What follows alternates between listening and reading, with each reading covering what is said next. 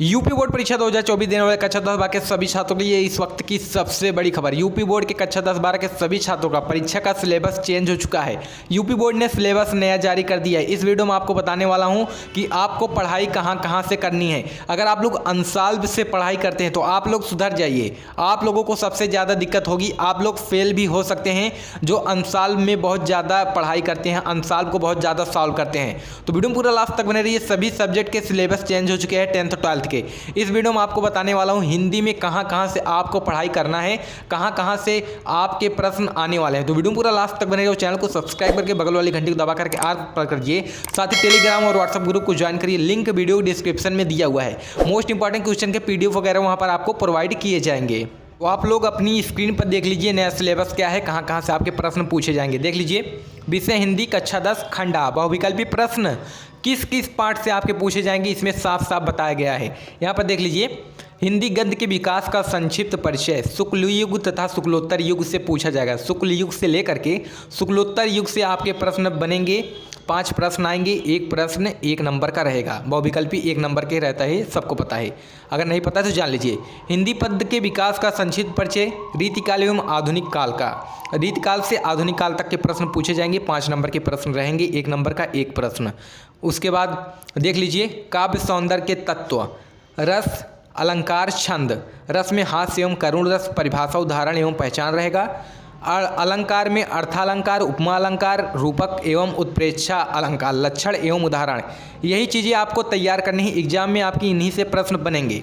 छंद में आपका सोठा एवं रोला रहेगा। इसमें आपका लक्षण पूछे जाएंगे, यानी कि परिभाषा समझ लीजिए, और उदाहरण पूछा जाएगा। उसके बाद चौथा प्रश्न आ जाता है हिंदी व्याकरण का। हिंदी व्याकरण शब्द रचना के तत्व, उपसर्ग, समास, तद्भव, तत्सम शब्द एवं पर्यायवाची शब्द आपसे पूछे जाएंगे। उपसर्ग कौन कौन से शब्द रहेंगे?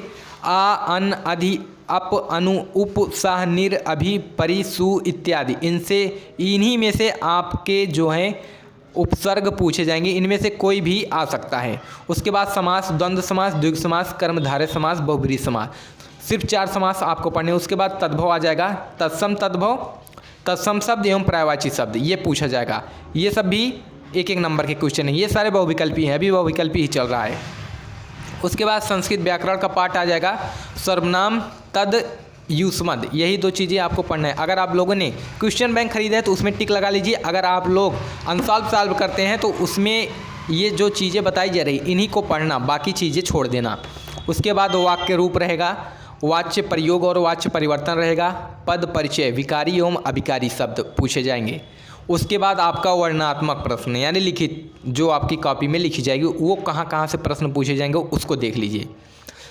पहला है गद्य हेतु निर्धारित पाठ वस्तु से गद्यांश पर आधारित प्रश्न, 6 नंबर के हो जाएंगे।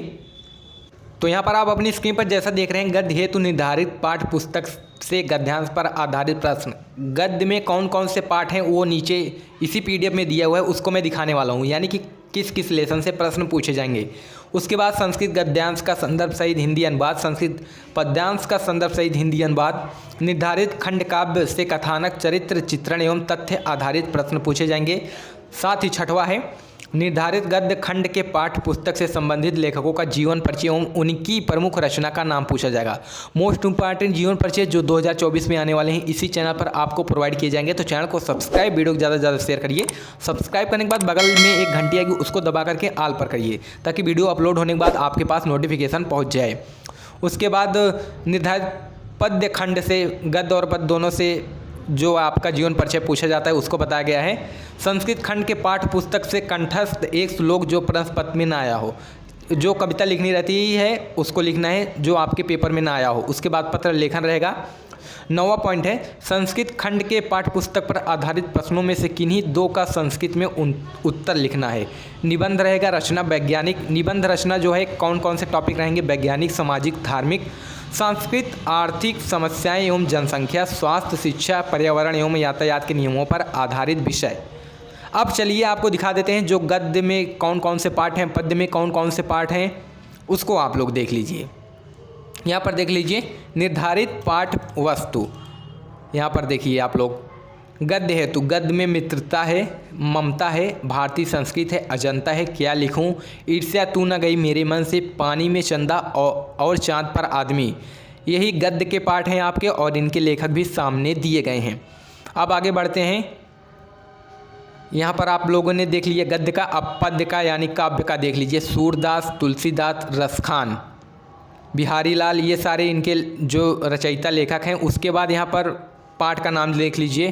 पद, धनुष भंग, वनपथ पर सवैये, कवित्त, भक्तिनीति, स्वदेश प्रेम, भारत माता का मंदिर, या हिमालय से वर्षा, सुंदरी के प्रति, चीटी, चंद्रलोक में प्रथम बार।